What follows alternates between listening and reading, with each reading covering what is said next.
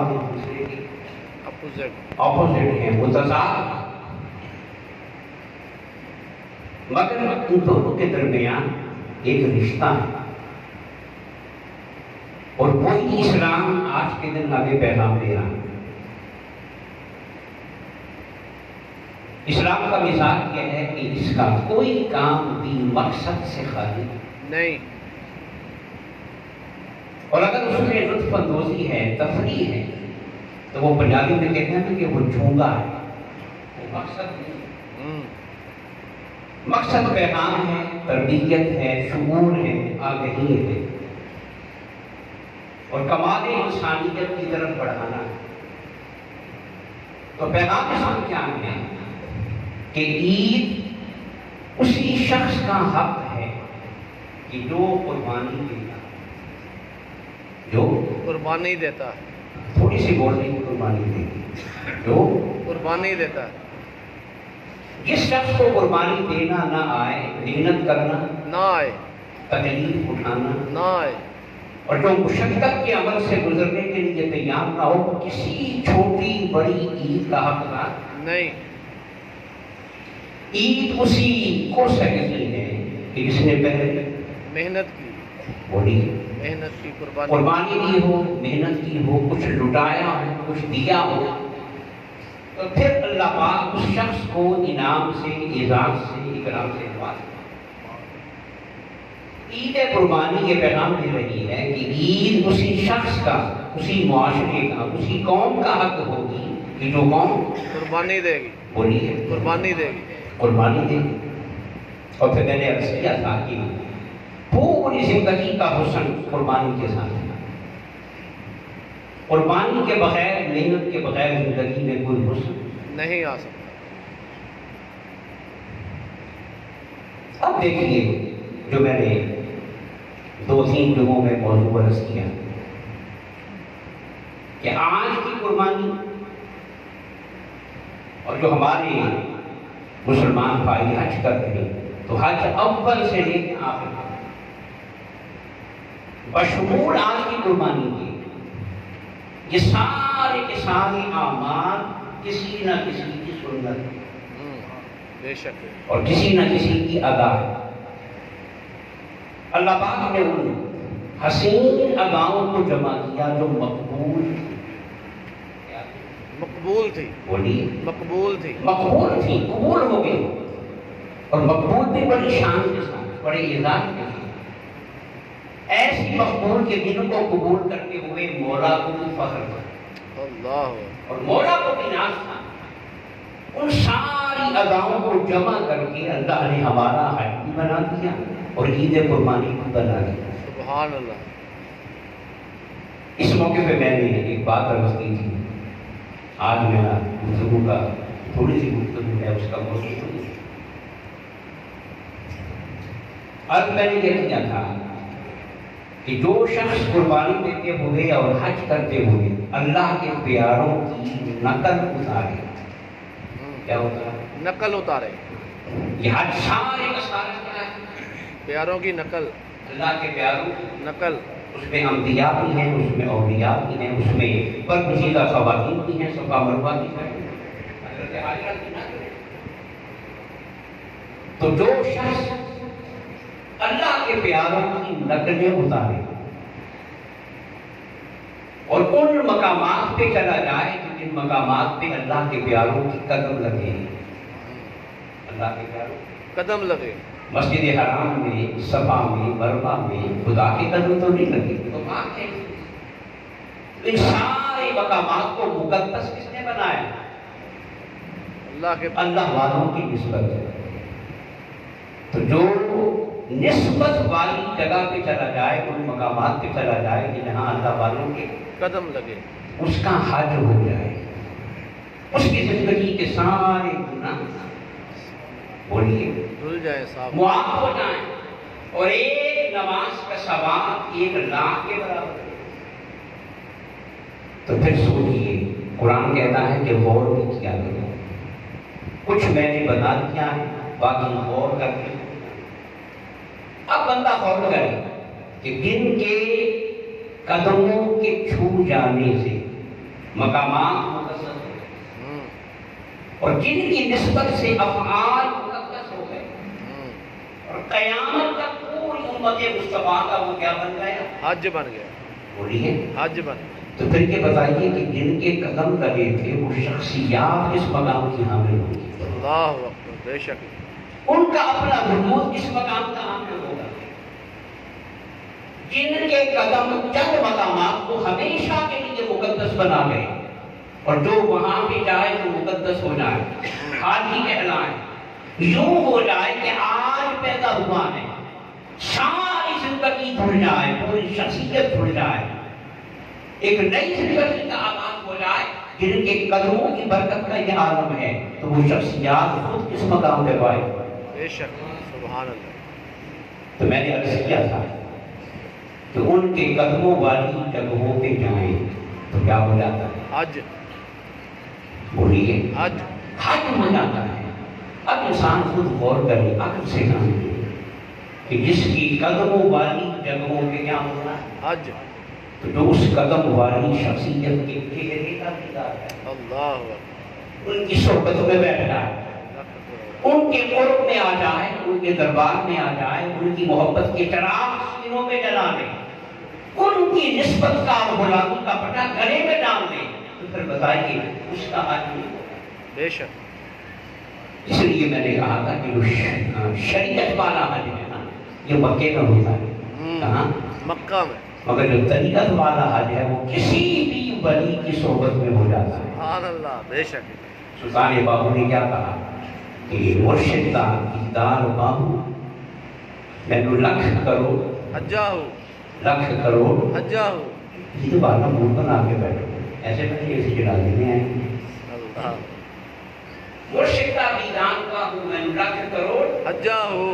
بولے بولے لکھ کروڑ حجاہو. آج تو ویسے بھی آپ نے بہت سنا تو بنائی تھی بھرپور دل گزرے گا. مرشد کا دیدار باہو میں لکھ کروڑ حجاہو. دیکھیں صفا مروہ کو اللہ نے کہا کہ ان الصفا والمروہ من شعائر اللہ. صفا اور مروہ جو ہیں یہ اللہ کی نشانیاں. بولے اللہ کی نشانیاں. اللہ نشانیاں. بار بار منتیں کروا رہے ہیں. اللہ کی نشانیاں. بتائیں نشانی کس لیے ہوتی؟ مخلوق ساری اللہ کی ہے. بڑے بڑے پہاڑ اللہ کے ہیں، وہاں پہ گھنے جنگلات بھی تو اللہ نے پیدا کر دے، مگر ان کو نشانی نہیں کہا. چھوٹی سی دو پہاڑیوں کو کہا، کیا کہا کہ یہ میری نشانیاں ہیں. تو نشانی ہمیشہ کسی تک پہنچنے کا وسیلہ ہوتا ہے.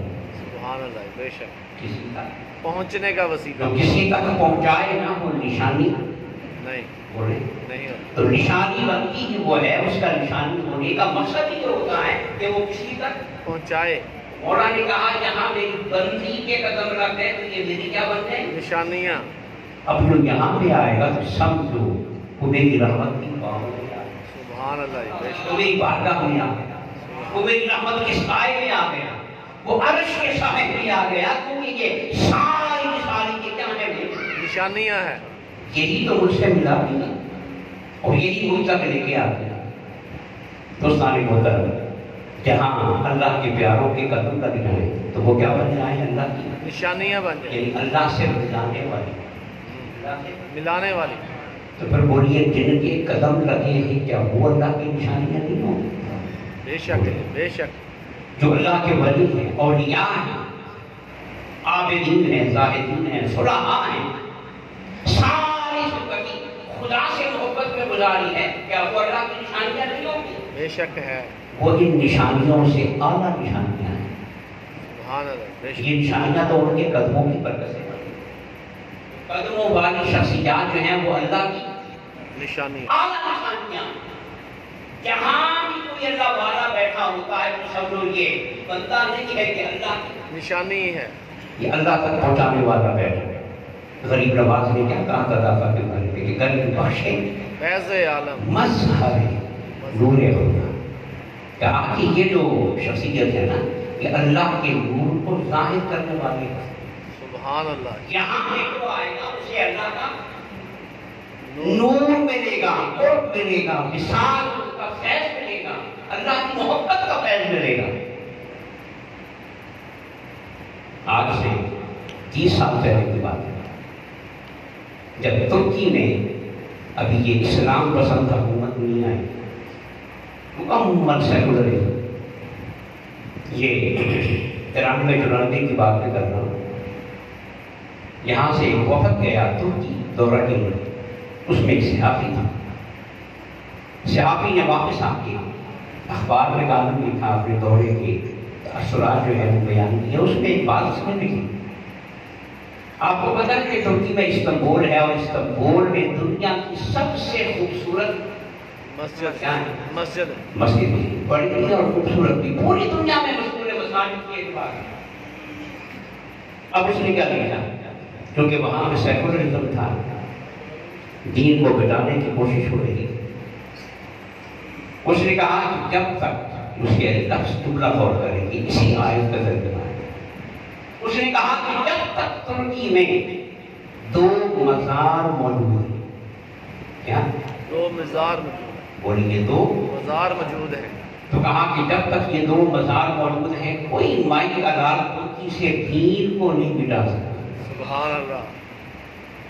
اب اس نے دین کی بقا کے لیے مسجد کو دیکھا یا مزار کو دیکھو، مزار کو. مسجدیں بھی موجود ہیں، نمازیں ہو رہی ہیں، اللہ اکبر کی صدائیں بلند ہو رہی ہیں، سجدے ہو رہے ہیں، مگر وہ اسلام کی بقا کی ضمانت اس نے کن کو بنایا؟ تو مزار کو. ایک مزار حضرت ابو ایوب انصاری رضی اللہ تعالیٰ صحابی رسول، اور دوسرا مزار حضرت سید جلال الدین رومی رحمۃ اللہ علیہ. اس نے کہا جب تک یہ 2 مزار وہاں پہ موجود ہیں، اللہ کا دین مٹائے نہیں جا سکتا. اذانیں ہوتی نہیں تھی، مسجدیں کھلی نہیں تھی، قرآن پڑھا جائے گا، لا الہ الا اللہ کا نعرہ لگتا رہے گا جب تک ترکی میں یہ 2 مزار ہیں. دوستانی محترم 14 سال ہیں، میں اس طرح تھوڑا سا جا رہا ہوں آپ کو. ترکی میں کتنے مزار ہیں؟ 2 اور بولو 2 شہن سے بھی آواز آ رہے تو 2 مزار ہیں. اس نے کہا جب تک یہ 2 مزار موجود ہیں، اسلام مٹایا نہیں جا سکتا. دین مٹایا نہیں جا سکتا. دوستانی محترم سے آپ کے رسول کو الگ کر کے اس کا تو مقابلہ نہیں کر سکتا. پیچھے رہ گئے حضرت رومی. کون رہ گئے؟ حضرت رومی. وہاں ایک رومی ہے، ایک رومی. اور پاک سرزمین پہ اس رومی کے لیول کے درجنوں اللہ کے ولی بیٹھے. سبحان اللہ. بے شک وہاں ایک رومی. اسلام مٹایا نہیں جا سکتا. صحابی رسول کو ہم ٹچ نہیں کرتے، اس کی شان سب سے بلند ہے، مگر رومی کے لیول کے پاکستان میں 1 2 نہیں، 5 10 نہیں، درجنوں 30 اللہ والے موجود ہیں. یہ داتا دیا کریں، یہ بابا فرید، یہ عبداللہ شہباز، اعلان شہباز قلندر، یہ غلام فرید ملٹن کوٹ والے، یہ پیر سیان، یہ پیر گولڑا، بے شمار اللہ کے بنی ہیں، اسی لیول کے ہیں. تو پھر بولیے جہاں 2 مزار ہو وہاں اسلام مٹایا نہیں جا سکتا. جہاں درجنوں مزار ہو. اب سبحان اللہ. اس لیول کے اب یہ مزار نہیں ہے، یہ اللہ کی نشانیاں ہیں. بولے نشانیاں. جہاں قدم تک جائیں وہ نشانیاں بن جائیں. تو جہاں قدموں والا اس کی بارگاہ ہو، اس کا دربار ہو، اس کا وجود اقدس ہو، سلامتی کے ساتھ اس مقام پہ وہ لیتا ہوا ہے اور خدا کی رحمتوں کا نزول ہو رہا ہے. بولیے اس دھرتی سے، اس دیش سے، اس ملک سے، اس پاکستان سے اسلام کو مٹایا جا سکتا نہیں. 72 سالوں میں کتنی کوششیں. پاکستان میں ایک لبرل گورنر ہے، یہ ہیں منافق مذبذبین بین سر لا الہ الا ولا الہ الا. کچھ باتیں ادھر کی کر دیجیے تو کچھ ہو جائے، کچھ ادھر کی کر دیجیے تو کچھ ہو جائے. اپنا دین ایمان کوئی بھی نہیں. لبرل طبقہ کہتا ہے کہ 2 قومی نظریہ کچھ بھی نہیں ہے، اس کو ختم کر دینا چاہیے. ابھی ہندوستان نے کشمیر کی حیثیت کو ختم کیا تو کشمیر کے لیڈر نے آج 72 سال کے بعد کیا کہا کہ آج ہمیں احساس ہوا ہے کہ دو قومی نظریہ بالکل صحیح ہے۔ آج ہمیں احساس ہوا ہے کہ قائد اعظم نے ہمیں صحیح کہا تھا، مل جاؤ میرے ساتھ، بنا لو پاکستان، کشمیر کو پاکستان میں شامل کر لو۔ ہم سے غلطی ہوئی۔ آج ہندو کا رویہ دیکھ کر اور ہندو کا مزاج دیکھ کر، ہندو کا 72 سال کے بعد نام نہاد سیکولرزم کی بنیاد پر تعصب دیکھ کر آج ہمیں احساس ہوا ہے کہ پاکستان کا بننا بالکل صحیح تھا۔ یہ پاکستان اور اسلام یہ لازم و ملزوم کیا ہے؟ بولیے۔ یہ جو پاکستان کا قومی ترانہ ہے، اس کا جو آخری بند ہے، پرچم ستارہ لال آپ تو بولتے پرچم ستارہ رہبر ترقی و کمال ترجمان جان سایہ ذوالجلال ذوالجلال۔ میں کہوں گا پاکستان بنایا نہیں گیا، بنوایا گیا ہے۔ حق بے شک، اور یہ ترانہ بھی لکھا نہیں گیا، لکھوایا گیا ہے۔ ابھی ہماری زبان اردو کی قومی ترانہ سارے کے سارے میں فارسی میں، فارسی یہ کیسے یہ پاس ہو گیا، کیسے پاکستان کا ترانہ بن گیا؟ یہ بنوایا گیا۔ اور اس کے آخر میں کیا ہے؟ سایہ خدا ہے ذوالجلال، کہ اس ملک پر اس خدا کا سایہ جلال والا ہے۔ اللہ اکبر، واہ غور کریں، اس ملک پہ اس خدا کا سایہ ہے کہ جو ذوالجلال ہے۔ یہاں مولا نے اپنی صفت رحمت کا ذکر نہیں کروایا، صفت مغفرت کا ذکر نہیں کروایا، صفت کرم کا ذکر نہیں کروایا، کسی نرم صفت اور نرم معنی رکھنے والی کسی شان کا ذکر نہیں فرمایا۔ کہا کہ یوں کا ہو سایہ ہے خدائے خدائے جلال۔ اس ملک پر، اس دھرتی پر، اس دیش پر جس خدا کا سایہ ہے، وہ کوئی عام خدا نہیں، وہ پکڑنے والا، جلالت بولو جلالت جلال والا خدا ہے، تکبر والا خدا ہے، اقتدار والا خدا ہے۔ تو جو بھی اس ملک کو میری آنکھ سے دیکھے گا تو پھر وہ جلال والا حرکت میں آئے گا۔ سبحان اللہ جی۔ جو بھی اس ملک کو تباہ کرنا چاہے گا، اس ملک کے خلاف سازش کرے گا، تو پھر رحمت والا خدا نہیں، بولیے جلال والا، کون سا خدا؟